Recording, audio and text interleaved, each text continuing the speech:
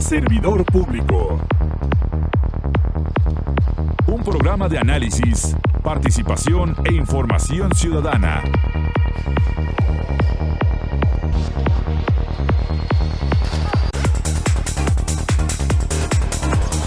Si yo fuera servidor público.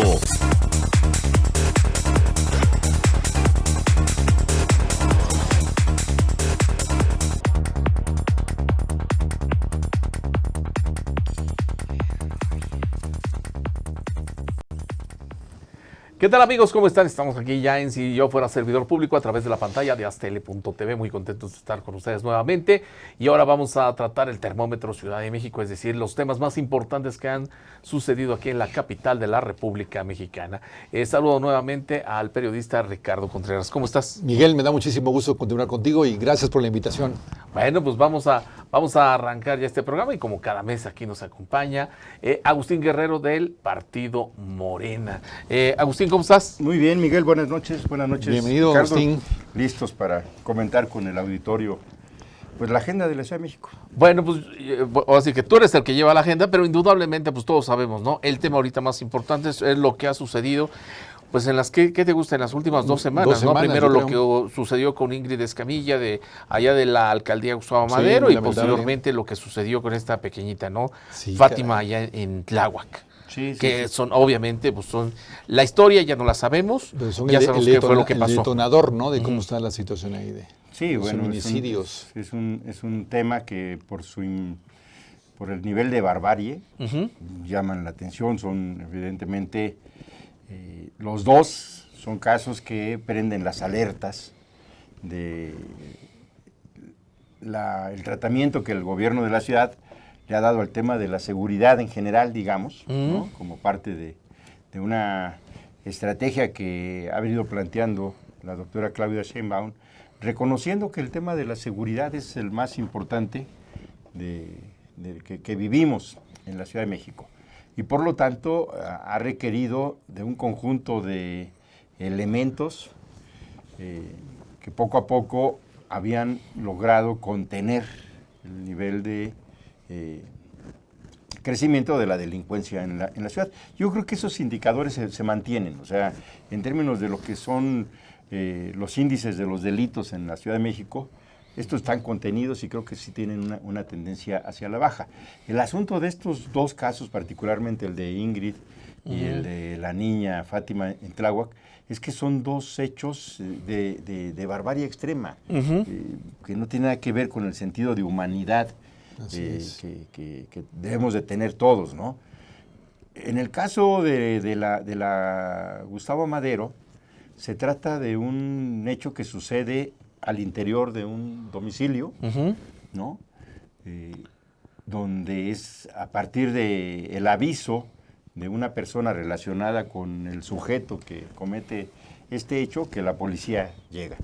Pero son hechos que suceden al interior de una casa, ¿no?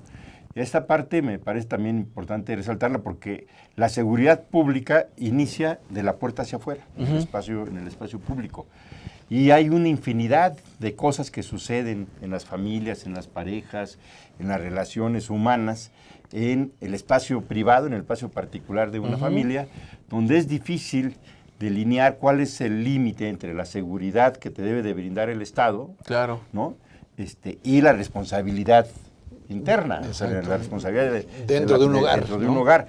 Es claro que lo que pasó en Gustavo Madero no es una cosa de la noche a la mañana.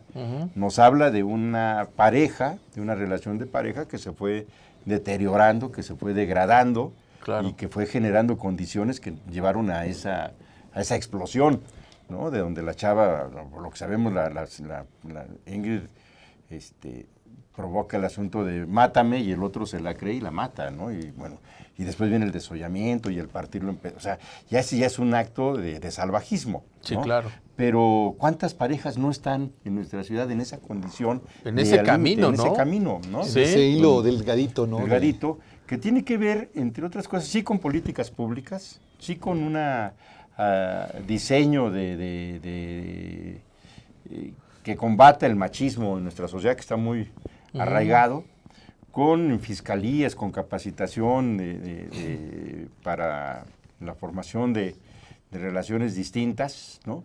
Pero finalmente estás en un mundo muy particular porque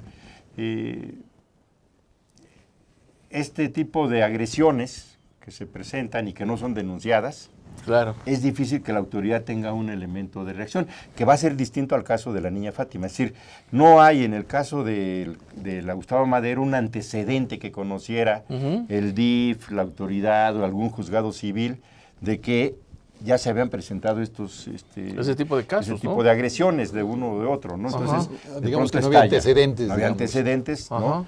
De tal manera que, pues sí, evidentemente es un hecho de barbarie, que además tiene un elemento también excepcional. Ajá. El homicida, el asesino, es detenido prácticamente infraganti, Sí. ¿no? O sea, está sujeto a proceso desde ese Gracias momento. a su exmujer. Gracias a su exmujer, que es la que llama y dice algo está pasando ahí. Y esa exmujer también sabemos que rompió con él por agresiones. Ajá. O sea, él ya en esa parte... Ya tenía un ya antecedente. tenía un antecedente, ¿no? Entonces, ¿hasta dónde es responsable la seguridad pública que debe de brindar el gobierno en un hecho como el de la Gustavo Madero? Es un buen punto, sí. Hasta dónde hay una responsabilidad, ¿no? Ahora, si hubiera dado a la fuga, en fin, ya vienen otros elementos Ok, de que sí. sale, de que las cámaras no funcionan, o de que pasa frente a una patrulla y la patrulla no hace nada por él, en fin, o sea, cuando empiezas a ver, pero el señor es detenido en el domicilio, al interior del domicilio, Casi infragante. con porque- el cuchillo en la Con mano. el cuchillo en la O mano. por lo menos en con la mano, sangre la salpicada. sangre, en fin, ¿no? Todo esto. Y está sujeto a proceso. Ahora, ¿qué esperamos ahí? Bueno, pues que haya la pena que se merece, que en este caso es la pena máxima por un feminicidio, ¿no? Entonces, que esta persona La reacción de la sociedad ante este hecho me parece que no corresponde con los hechos. O sea, porque inmediatamente tuvimos grupos de mujeres, de feministas, Digamos que se reclamando- politizó el tema. Se politizó el tema, porque reclamando justicia, y dices, bueno, a ver, el señor está detenido, está sujeto a un, Es cierto, proceso, sí, sí, sí. ¿no? Hay que esperar que se desahogue eso. Lo que sabes es que no va a haber impunidad. Ah. O sea, lo que ya todos sabemos es que, porque lo tienes detenido. Y no va a salir, pero Y la presión social, ciudadana sobre el juzgado, sobre el juez, Ajá. es bárbaro. O sea, no te imaginas que un juez diga... Sí, claro, que no, encuentre un no se va a elemento de- animar. no se va a animar. Entonces, que diga, está mal integrada la averiguación y va a salir. pues fue infraganti.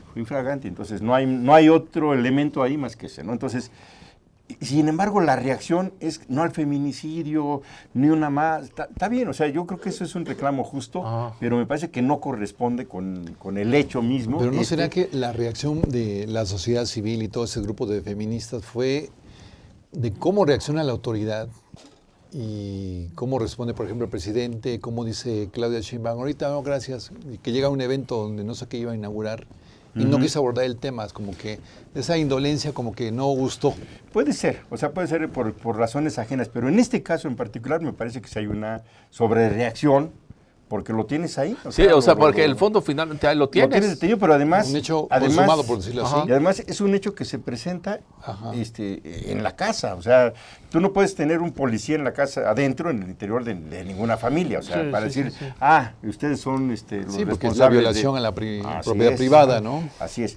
Es distinto el caso de la niña, porque todos los hechos suceden a partir del espacio público. Claro. Que a la niña la recogen en la escuela, en la calle, entonces viene toda la historia que ya conocemos, ¿no? Y ahí tienes un conjunto de actores de diversas responsabilidades que, pudiendo haber evitado el final que tuvimos, Sí, el final claro. que hubo, por omisiones, por indolencia, en fin, una serie de factores, de factores, Ujú.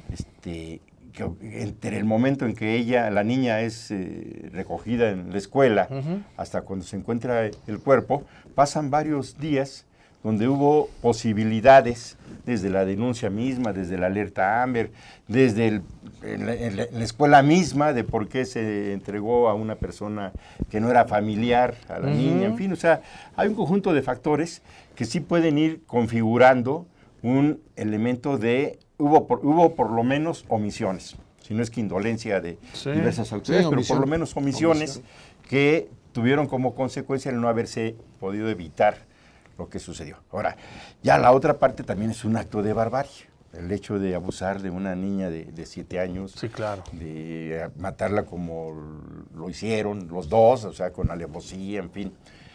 Y los motivos, ¿no? Sí, amor. Los motivos. En un A ver, contexto... aguántame tantito, nos tenemos que ir a la pausa. Estamos aquí en Si Yo Fuera Servidor Público. Regresamos.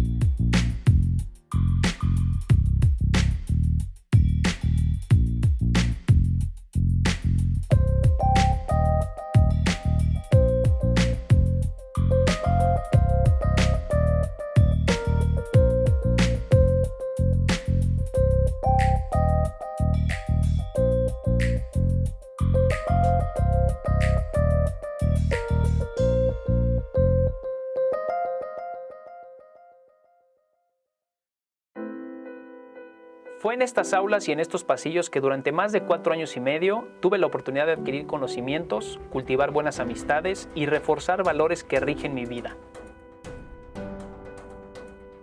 En mi gestión al frente de Jardines de México, trabajando con responsabilidad y honestidad, y en conjunto con un grupo multidisciplinario, hemos podido colocarnos como un punto emblemático del estado de Morelos y llegar a ser reconocidos como el jardín floral más grande del mundo.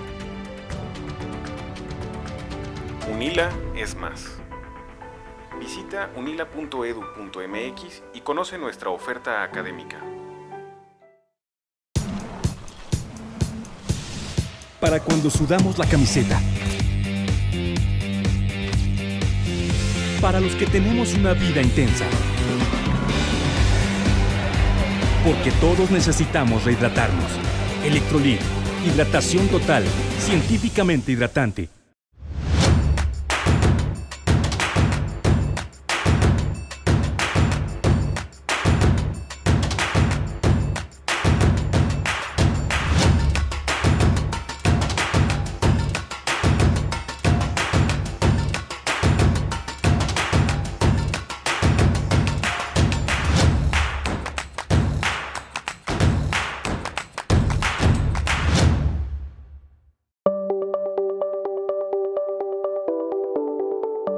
Astele.tv.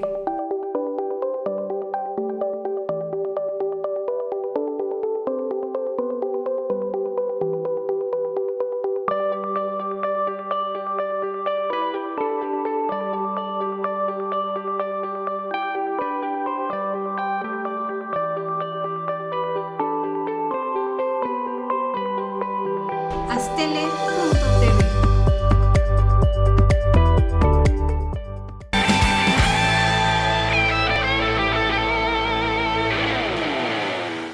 Bien, ya estamos de regreso aquí en Si Yo Fuera Servidor Público a través de la pantalla de Astele.tv. Estamos platicando con Agustín Guerrero, militante de Morena, y bueno, ya platicamos un poquito de el caso de Ingrid Escamilla, un poquito también del caso de la pequeñita Fátima, y si quieres rematamos este tema de Fátima, sí, y ya entramos a otros temas, porque hay un montón de temas aquí en la Ciudad de México. En esta parte me parece que lo que hay que reconocer, sí, es que los niveles de pobreza que tiene la Ciudad de México siguen siendo altos. Sí, es lo que es del hacinamiento, ¿no? O sea, que tengamos familias que viven hacinadas. Sí, lamentable eso. En un solo cuartito, dos cuartitos. El que tengamos todavía vecindades donde haya un baño común para la vecindad. El que tengamos un espacio, lugares donde la perspectiva, las posibilidades, la oportunidad de una vida mejor, estén prácticamente canceladas. El que tengamos estas comunidades en las barrancas de Álvaro Obregón, de Magdalena Contreras, de los barrios, de muchos de nuestros barrios. Gustavo Madero, ¿no? En toda Gustavo la zona Madero, alta de Cuautepec. Toda ¿sí? la parte del cerro. Ajá. Sí. Entonces, hay que reconocer que tenemos zonas con un enorme rezago social. Sí, claro. O sea, si nosotros tuviéramos como sociedad que todas las familias que viven aquí tengan su propia vivienda, rentada o propia, su propia, digna, o sea, donde viva solamente una familia, las posibilidades de que haya abusos de familiares sobre menores se reducirían muchísimo. Pero tú tienes hacinadas 2, 3 familias donde los tíos, los primos, en fin. Todos conviven y confluyen ahí mismo. Confluyen ahí mismo. Y entonces las posibilidades de que se presenten abusos, violaciones, pues son muy altas. Entonces se debe de trabajar el rezago social. Yo digo que estos 2 casos particularmente son 2 casos que exhiben la miseria física, la miseria social en la que se vive, y además exhibe también lo miserable de los actores. Entonces son crímenes de miseria y de miserables, este caso. Y se tiene que atender, es decir, yo entiendo muy bien a la doctora Claudia Sheinbaum cuando quiere poner el sello en la administración, en la innovación, en las políticas de avanzada, en las políticas que coloquen a la Ciudad de México en la competencia con los mercados internacionales, en que la Ciudad de México sea un punto de referencia en el mapa mundial. Y eso implica innovaciones, eso implica políticas nuevas, distintas, diferentes.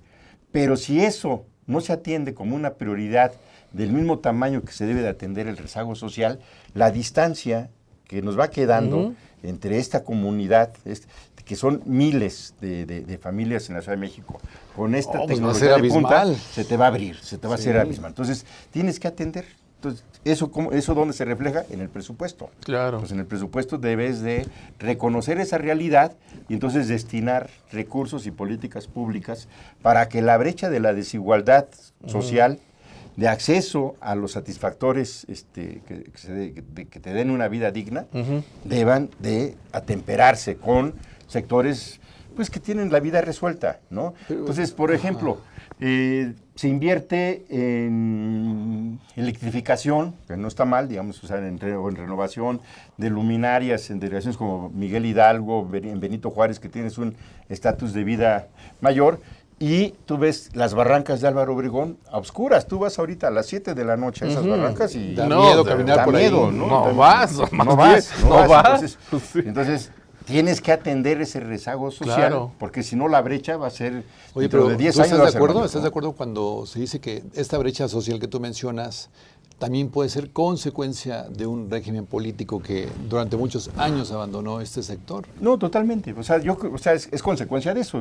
Cuando Andrés Manuel plantea en sus mañaneras que es producto todo este contexto de las políticas neoliberales, no le falta razón.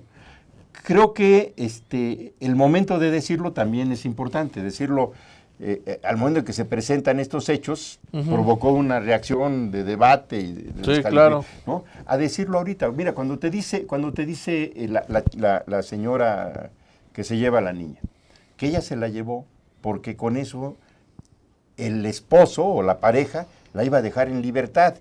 Ya tiene una relación totalmente quebrada. Sí. Y entonces, bueno, a ver, si te quieres ir, tráeme una persona, una niña, que sea mi pareja, que sea mi novia, le dice, ¿no? Una mente enfermiza, ¿no? O sea, eso es ser miserable. Entonces, en ese contexto, si no se trabaja con una política distinta, con una visión distinta, bueno, ahí estás con un caldo de cultivo terrible. Entonces, sí hay que reconocer que es una herencia, en fin. Pero cuando llega la 4T en esta parte, que nosotros, yo como Morena, tenemos la responsabilidad de gobernar, tenemos que reconocer que si no atendemos esos rezagos, que no los generamos nosotros, pero que si no los atendemos, ¿no? Son nichos de explosividad social más adelante. Sí, O sea, claro. te explotan porque no los atendiste, ahí los dejas y, Claro. ¿no? Y lo que no se atiende explota. Sí, ¿no? por supuesto, y estamos de acuerdo que, bueno, ahí explotó esa situación desgraciadamente, Sí. pero puede haber muchos más en otras alcaldías, en esas zonas totalmente No, vulnerables, ¿no? No, y en otros lugares, mira, esta semana en Coahuila, Ajá. otro caso. Sí, No, igual. supe algo de eso. En Puebla, hoy Sí, detuvieron a los pequeña responsables de ahí de 12 años, ¿no? Verónica, Sí. la niña, pero son muy similares. Y cuando uno ya empieza a revisar el contexto social, Dices, el entorno es similar. El entorno es muy similar. Entonces, Sí. el entorno es muy similar. Y entonces cuando se plantean políticas públicas de primer mundo, que bienvenidas esas políticas, no te puedes olvidar del otro contexto social. De la Entonces, parte social. el presupuesto es el principal instrumento que tiene un gobierno Es lo que para se poder hace. modificar la realidad social. Entonces, si tengo 10 pesos, ¿no? El grueso de esos 10 pesos tienen que ir a ese rezago social para que la brecha se cierre. Si yo les doy la mayoría de esos 10 pesos a las políticas de innovación, de tecnologías de punta, ¿no? El asunto es que voy a abrir esa Sí, porque dejas de distancia, lado ¿no? a ese grupo. Dejas de lado a ese grupo. Entonces, me parece que ese es un hecho que, digo, es lamentable, indignante lo que ocurrió, pero también es una oportunidad para hacer correcciones en las políticas públicas, porque va más allá de la seguridad. O sea, me parece que en el tema de la seguridad, pues ahí están los indicadores de robo de autopartes, de robo a domicilio, de robo en transporte. Todo eso se ha venido conteniendo. Oye, y hay una ofensiva fuerte Sí. por parte del gobierno contra los grupos organizados, contra el cártel de Tepito. O sea, está prácticamente descabezado. Todos están, a pesar de que a Lunares ahí anda Ya van 3 veces saltando que lo quieren sacar. saltando de cárcel en cárcel. El hecho es que lo que era la Unión Tepito hace 3 años, no tiene nada que ver con lo que hay ahorita. O sea, hay un combate real en los grupos que existían en Tláhuac, en fin, o sea... Pero ¿estás de acuerdo que la autoridad, aunque no lo haya generado la nueva autoridad, tiene que atender y tiene que resolver y tiene que comprometerse a dar solución a este sector social? Totalmente, yo creo que... Por ejemplo, en el caso en materia de educación aquí en la Ciudad de México, nos queda claro que está el protocolo, ¿no? Que estaba el protocolo, pero la realidad, o sea, es decir, el modus operandi que tienen las escuelas públicas, desgraciadamente, es que no lo llevan a cabo ese protocolo y que los niños salen, o sea, abren la puerta, salen y pues que ahora sí que Dios los ampare, ¿no? Pero siempre ha sucedido desgraciadamente. Desde que éramos niños, yo A estaba excepción- recordando eso y siempre salíamos de la primaria. A y excepción, Pero perdón, tú ibas solo, no te llevaba tu mamá. de las no, instituciones. Te llevaba, a mí Ajá. mi mamá me llevaba, pero ya no me recogía. Entonces salías y era rompan filas y Sí, vámonos. correr Lo todo que el mundo. sigue sucediendo en escuelas públicas, a excepción de gran mayoría de las escuelas privadas, ¿no? Que ahí sí llevan a cabo tal cual lo que es el protocolo, ¿no? Sí. Pero es una realidad. Ahí mi pregunta, ¿qué sería?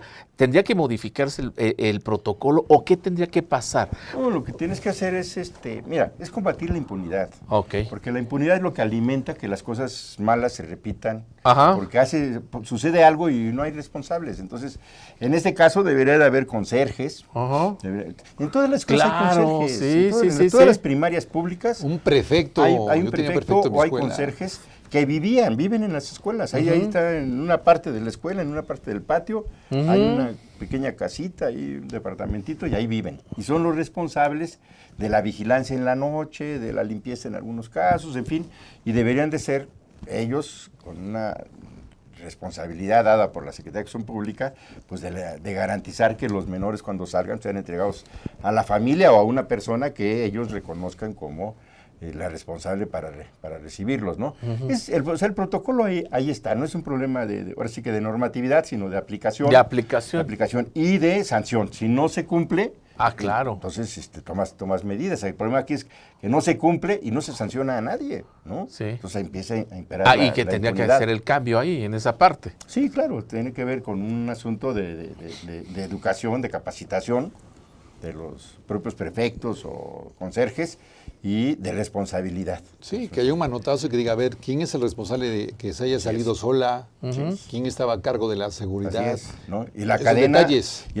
no se debe de romper por el eslabón más débil, o sea, no por el de la puerta, sino por la autoridad de la escuela, que es Claro. el director de la escuela. O sea, el director no nada más es el responsable del proceso académico, sino de todo lo que sucede dentro de la escuela. Entonces, si el director sabe que va a haber una responsabilidad administrativa o incluso penal sobre él, ¿no? Claro que le va a apretar abajo, claro que va a evitar por supuesto. Pero como no pasa nada, ¿no? Y se diluye la responsabilidad, o fue este o fue el otro, se ¿no? echan la pelotita, se echan la pelotita y se olvida. Entonces, todo este proceso de responsabilidad tiene que tener una cabeza, donde caiga esa responsabilidad, y eso se encarga de apretar. Pues vamos a ir a un corte comercial, ahorita regresamos, continuamos con Agustín Guerrero sobre ese tema de los principales temas de la Ciudad de México. No se vaya, esto es Si yo fuera servidor público.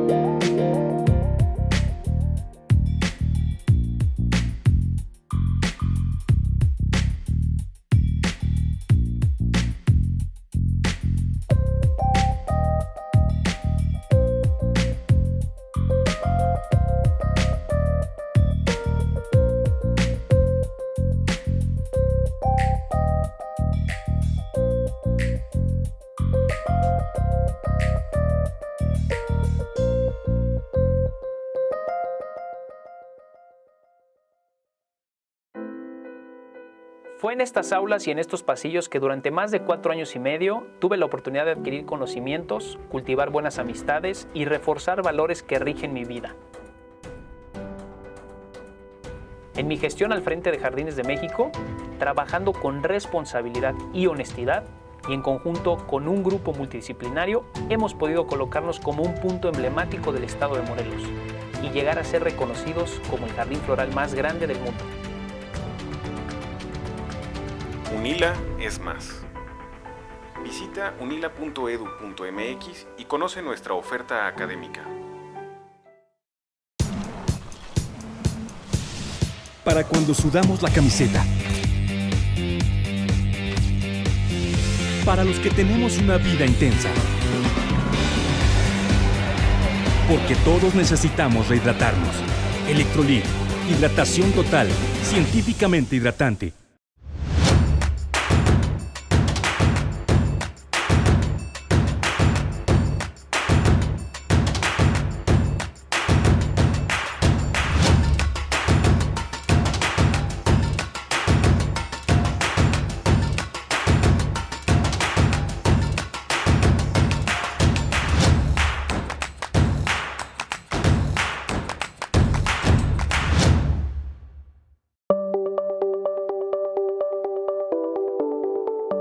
Aztele.tv.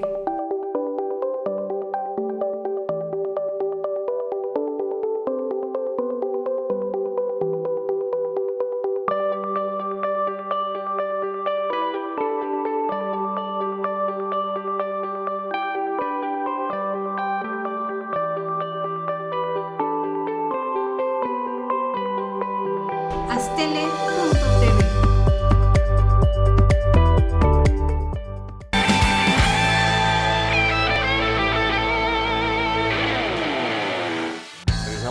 Bien, ya estamos de regreso aquí en Si Yo Fuera Servidor Público a través de la pantalla de Aztele.tv. Antes de continuar con Agustín Guerrero, quiero darles a conocer dos noticias que de verdad con la plática no lo registré y se los comento rápidamente. En el Twitter de la doctora Claudia Sheinbaum dice lo siguiente: se registró un sismo con ligera percepción en algunas zonas de la Ciudad de México y dice que ya Protección Civil ya realizó las consultas, bueno, se están haciendo el rastreo para ver cómo está la Ciudad de México. Afortunadamente todo está bien. Esto se registró según Saxmex a las 19:48. Esa es la primera noticia que les quería comentar. La segunda que tenemos también ya confirmada, está ya la huelga en Notimex ante la negativa de la directora. Dicen que es la segunda huelga en más de 51 años de historia, sin nada más decir. Es que la crisis en Notimex, pero está todo lo que da. Dejamos, ¿no? Nunca se había visto. Sí. Esas dos noticias para todos nuestros amigos que nos están viendo totalmente en vivo en este momento a través de www.astl.tv. Bueno, Agustín, tenemos otros temas aquí en la agenda. Cargadita, ¿no? No, y vinculados. O sea, hemos sido testigos y protagonistas en general en la ciudad de la problemática que un conjunto de escuelas y de facultades de la Universidad Nacional se desarrolla desde hace, pues ya, ¿qué será? Unos 2 meses, 3 meses. Sí. Desde que paró la Facultad de Filosofía y Letras, donde un grupo de alumnas denunciaron el acoso y la violencia hacia sus personas por parte de profesores, y autoridades, y exigieron a la rectoría hace 2 meses, recuerdo, el que se tomaran cartas en el asunto, que implicaba pues la remoción, la salida, la sanción de estos casos. Se tardó, hay que reconocerlo, la autoridad se tardó en responder, responder estos hechos. Sí, claro. Y entonces tomaron la facultad. O sea, bueno, está bien, pues tomamos la facultad hasta que nos hagan caso. Y se fueron generando otro tipo de hechos similares, de agresiones por parte de profesores en las prepas, en los CSH, el CSH Naucalpan, el CSH Azcapotzalco. Ahora mismo el sur están en paro, en prepa 7, la prepa 8, 2, la prepa 8, la prepa 9, en fin. Entonces, increíble que sea un tema generalizado en todos esos colegios. Mire, ¿no? yo creo que sí hay esos hechos de que hay profesores que, aprovechándose de su autoridad, como maestros al frente de un grupo, como profesores, pues acosan claro a los estudiantes en el mejor de los casos. Y en el peor de los casos chantajean. Por las calificaciones, en fin, ¿no? Por la evaluación a las compañeras, a las mujeres. Yo creo que más de un caso, nosotros cuando estuvimos en la universidad, pues supimos de algún que tenían fama de algún Vival, ¿no? Sí, caray. Y pues no había en los años que a nosotros nos tocó, había incluso una cultura distinta. Ahora, ¿qué tenemos? ¿Así como sociedad. Valores entendidos o algo así? No, es que había una indefensión, había una impunidad también. No había un órgano de control, digamos, donde pudieras levantar tu denuncia, acusar al profesor. Así es. La oficina del abogado de la UNAM estaba muy cargado con la autoridad, con la rectoría, con los directores, con los profesores, para que un estudiante se le reconociera, se le escuchara, pues necesitaba hacer una movilización. Entonces necesitaba parar la escuela, lo que hoy ocurre, o sea, parar la escuela y decir, a ver, aquí está pasando un problema muy grave, claro, ¿no? Y si la única manera de hacernos escuchar y de que se nos atienda es así, bueno, vamos, está bien. La reacción de la rectoría después de 3 meses va en el tono de lo que los jóvenes exigen, ¿no? Uno, que la autoridad asuma su responsabilidad. Que si hay profesores o autoridades que acosen, que violenten los derechos de las mujeres y de los hombres también, porque también hay del otro lado, se debe de actuar de inmediato, sancionarlos, retirarlos de la plantilla o despedirlos, y que la universidad asuma la responsabilidad de la denuncia penal como autoridad de ese personal. Sí, sobre todo que no quede impune, porque tú hablabas de ese tema. Sí. El tema de la impunidad alimenta todo. No, sí, claro. Una cadenita, todo, ¿no? Impotencia. Entonces me parece que el rector ha estado actuando en consecuencia en este tema, y hay una vertiente del feminismo, que conocemos las mujeres de negro que aparecen en cada uno de estos eventos, que a la luz es de toda la sociedad y de todos los que observamos a través de los medios de comunicación o a veces en las mismas movilizaciones, pues son grupos muy pequeños, son grupos de 50, 100, 200 personas cuando mucho, en eventos grandes, ¿no?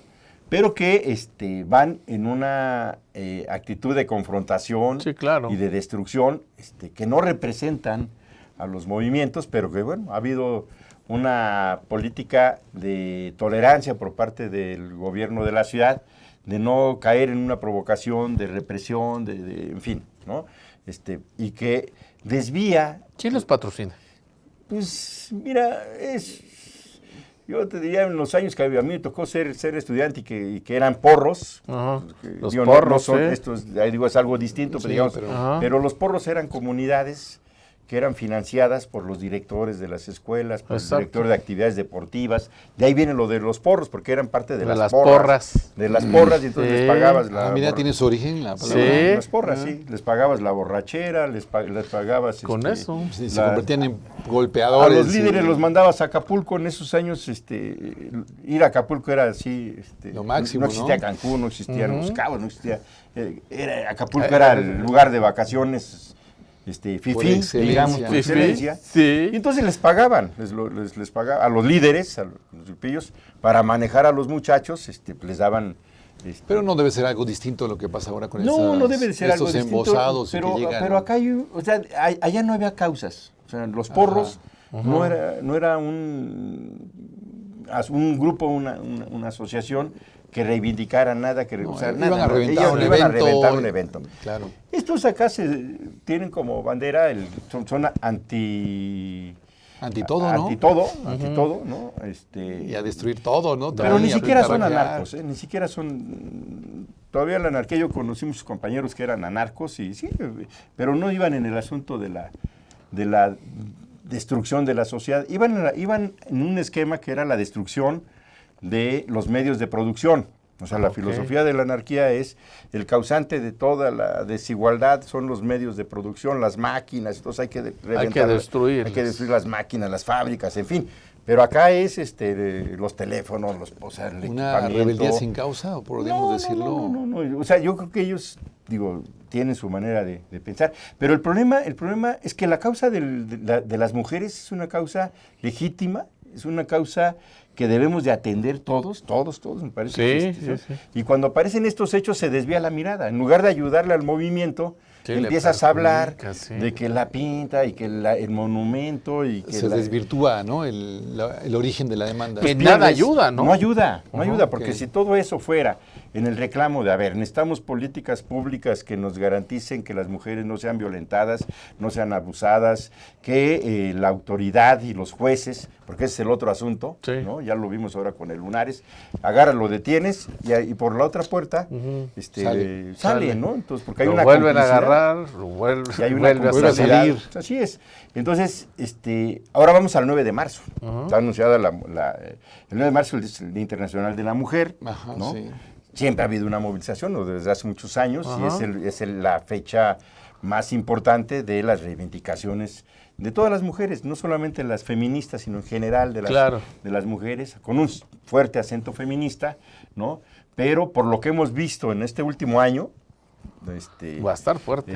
Va a estar fuerte. Pues sí, porque por un lado está esa demanda justa que tú dices de igualdad de oportunidades, de no violencia, no los feminicidios, pero al final llega ese grupito que llega a reventar y que llega a romper todo y a los comercios y a rayar paredes y a pintar la puerta principal de Palacio Nacional. Sí. Y se vuelve la nota. O sea, tú ves al otro día, o ese mismo día, ves los noticieros y entonces ves a alguien ahí queriendo quemar una puerta, o con un extinguidor aventando.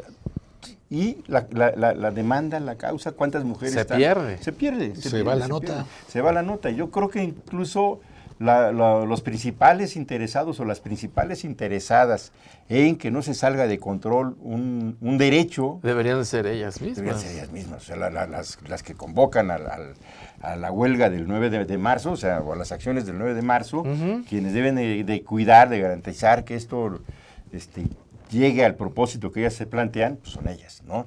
Entonces, y la autoridad ha sido cauta, porque el reprimir es muy sencillo. El problema es que no va en nuestra naturaleza, o sea... Pero ha sido muy criticada, ¿no? La autoridad.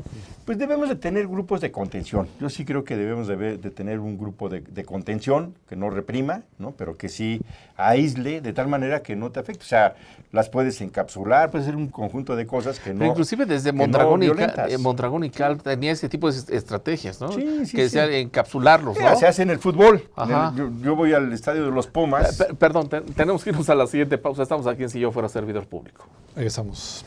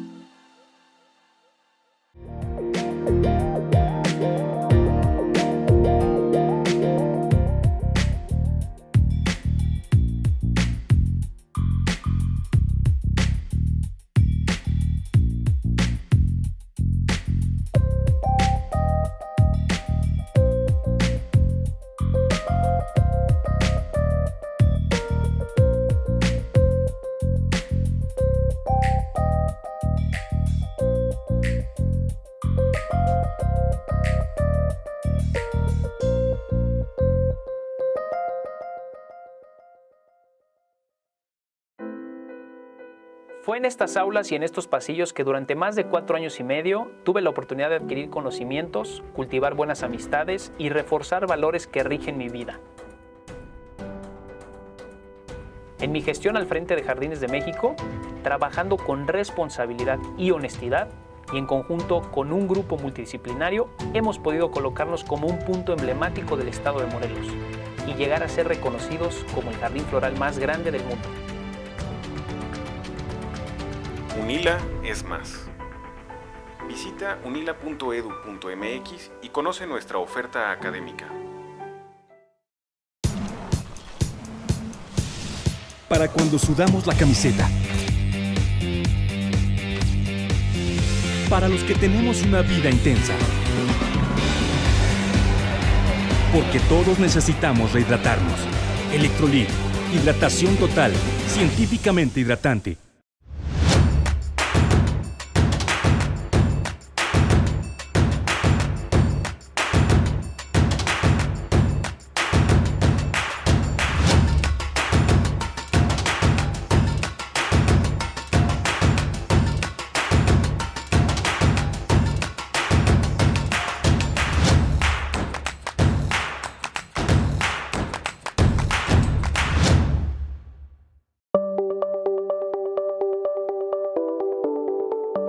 Astele.tv.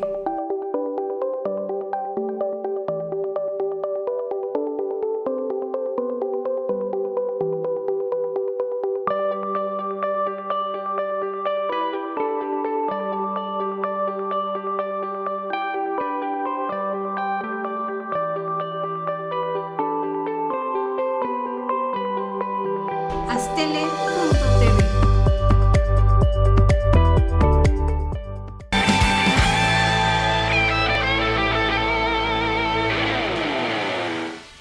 Bien, ya estamos en la última parte de Si yo fuera servidor público. Estamos aquí con Agustín Guerrero del Partido Morena.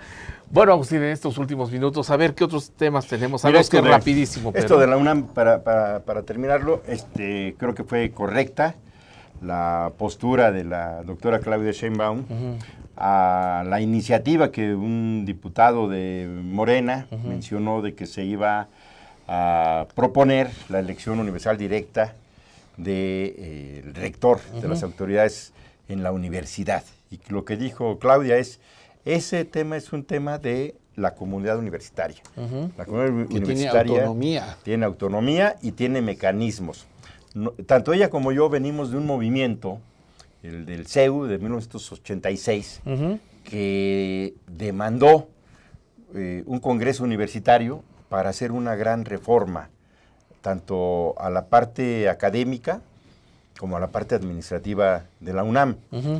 Y se dio un debate muy interesante en aquellos años, estoy hablando de 1991, fue el Congreso Universitario, y en este tema sí se presentó esa discusión del mecanismo para la elección de las autoridades universitarias, del rector, de la Junta de Gobierno, que es donde se discute la designación del rector, y el órgano de representación que se tiene, que es el Consejo Universitario. El Consejo Universitario se elige por el voto universal, directo y secreto de la comunidad, de estudiantes, de profesores, de trabajadores. Y se dio esa discusión, y en aquel tiempo se convino que el procedimiento que se tenía era un procedimiento que garantizaba la gobernabilidad de la universidad y su autonomía. Entonces, esto es una ocurrencia, lamentablemente, de nuestro diputado, pero no representa. Que no formaba parte de la agenda legislativa de Morena. No formaba parte de la agenda legislativa de Morena. Sí, claro. Pero no mancha tizna. Mete ruido, como dice Andrés Manuel, lo que no mancha tizna. Entonces, tenemos muchos adversarios que están esperando el error. Eso creo que no. A ver a qué hora caen, ¿no? A ver a qué horas alguien se tropieza, y entonces, si te tropiezas, no van a ir a levantarte, te van a ir a rematar. ¿No? Sí. Si te caes, estamos de acuerdo que hay errores involuntarios, pero este tipo de acciones que son se pueden premeditadas, ¿no? Sí, mira, se pueden prevenir. Yo creo que ahí es un asunto de que nuestros grupos parlamentarios, tanto en el Senado como en la Cámara de Diputados, o el Congreso de la Ciudad, o los congresos en los estados, pues hagan pública su agenda, se reúnen. Claro. Se toman 2, 3 días para discutir cuáles son los temas económicos, sociales, políticos. Que hagan su plenaria. ¿no? Su plenaria. ¿No? Y una vez que terminan, tienen que anunciar, esta es nuestra agenda, y a esto nos vamos a sujetar, ¿no? Y no se vale que ningún miembro del grupo no se valen sorpresas, se vaya por la libre, así es, ¿no? Entonces, y la gente misma sabe que si alguien se sale con un tema distinto, pues la gente puede decir, no, pues es que eso es ocurrencia de él, o sea, no trae el respaldo del grupo parlamentario. Claro. Porque cuando tú apruebas una agenda, el compromiso de todos es impulsar. Sí, claro, y además la tienen que respetar, ¿no? Claro, que eso se vuelva ley. Si tú traes un tema muy bonito, pero por tu cuenta, y que no es parte del grupo, no te pueden respaldar. Entonces se vuelve un tema chicharronero, que hace mucho ruido y que hace mucho daño.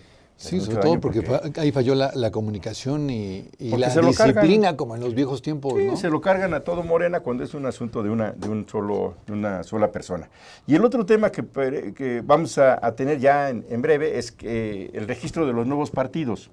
Ya este mes de febrero, el día 25, es el último día para que quienes están pensando en hacer un partido político nacional entreguen al INE toda la documentación, tanto las actas de las asambleas que realizaron, como los registros de afiliados, con un mínimo de 234,000 ciudadanos, y el INE entrará a partir del 1 de marzo a analizar cada uno de esos paquetes, de esos expedientes. Y ahí ya lleva mano Calderón, ¿no? Con su México Libre. Hay que ver, hasta el 8 de abril se tendrá eso. Más bien el que lleva manos es las redes sociales progresistas, ¿no? Que es, bueno, ese es de los primeros, ¿no? Mira, todavía ahorita ellos entregan sus formatos de registro.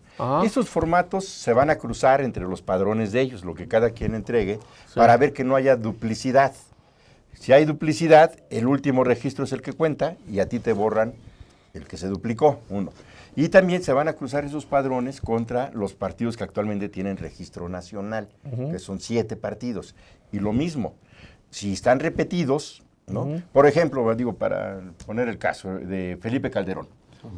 tiene que juntar 233,000 afiliados por lo menos como piso. ¿De dónde están saliendo los simpatizantes? ¿De qué partido? ¿De qué fuerza? ¿De qué ideología? ¿Del PAN? Pues del PAN. Sí, claro. O sea, ese partido, el proyecto de los Calderón, desertores del PAN, le está caray. quitando gente al PAN. Entonces, al final del día, se van a cruzar los dos padrones y si el último registro queda en el PAN, se los quitas a Calderón. Y al revés, si el último registro lo tiene la gente de Calderón, le vas a tener que restar al PAN. El PAN ahorita, en el informe que entregó el INE el día antier, en la noche, el PAN está con 500 afiliados por encima del mínimo. ¿En serio? También los partidos políticos que ya tienen registro y que no mantengan ese ¿Podría mínimo de perder el afiliados, registro? se puede perder el registro. Eso dice la ley general de partidos políticos. Entonces, Qué interesante. entonces el PAN de los 239,000, son 239,500, Está en la rayita, 233,900, tienen 234,500. Está 505 afiliados arriba del mínimo. Si en el cruce con Calderón le baja a Calderón 1,000, Adiós, el PAN puede perder el registro. De ese bárbaros. informe, digo, ahorita está pasando de noche el tema, pero Movimiento Ciudadano perdió el registro antier. O sea, Movimiento Ciudadano sí, trae 200, trae ya 10,000 abajo del mínimo. Sí, ya quedó fuera, ¿eh? ¿no? Sí, Entonces, sí, bueno, supe. quién sabe en el cruce, porque en el cruce puede ser que recupere de alguno de estos partidos nuevos que Digamos están que es la última esperanza. en proceso. Nos quedan 2 minutitos. Hay que darle seguimiento a ese tema, porque Está muy se bueno, va a poner ¿eh? bueno, se va a poner bueno porque va a cambiar la boleta electoral. ¿Va a seguir del vivo el próximo PRD? año. Sí, el PRD bajó de 6 millones de registros a 1,200,000. Quien más baja es el PRI. El PRI perdió también de 7 millones de afiliados, quedó en 1,5 millones. El 75% de los que estaban afiliados al PRI no refrendaron ¿Se fueron a Morena? afiliación. No, simplemente no refrendaron. No, Morena también tenemos un problema grave, porque desde el 2014 no se ha reportado al INE los nuevos afiliados de Morena. Entonces nosotros partimos de 319,000, no, pero 317,000 era lo que teníamos en el padrón del INE. Y ahorita con este procedimiento de verificación, el INE nos reportó que tenemos 280,000. Ah, caray. O sea, estamos 50,000 arriba del mínimo. Claro, el PAN trae 500 y ya 50,000 más o menos que es un permite, colchoncito. pero ahí hubo una omisión grave por parte de los responsables de organización que no le reportaron al INE algo así como 2,5 millones de personas que se afiliaron a Morena desde 2015 hasta el 2018 y que se quedaron con los formatos en la casa, no se entregaron al INE y ahora vamos a tener un problema Sí, pues, de claro. padrón fuerte, ¿no? Sí, Pero cómo no. entonces, este es un tema que hay que darle seguimiento porque nos va a cambiar la cara de la boleta, el contenido de la boleta electoral del próximo año, ¿no?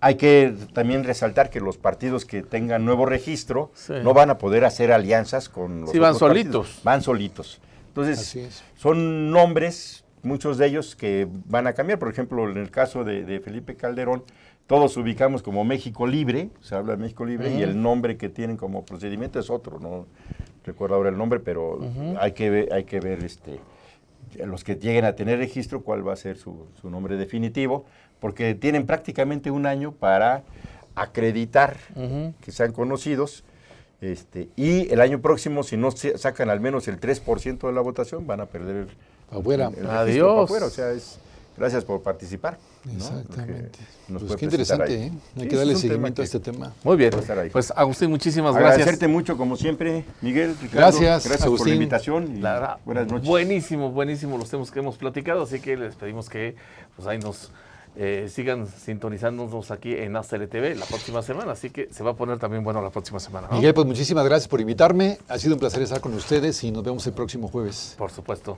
Adiós. Adiós. Hasta luego. Astele.tv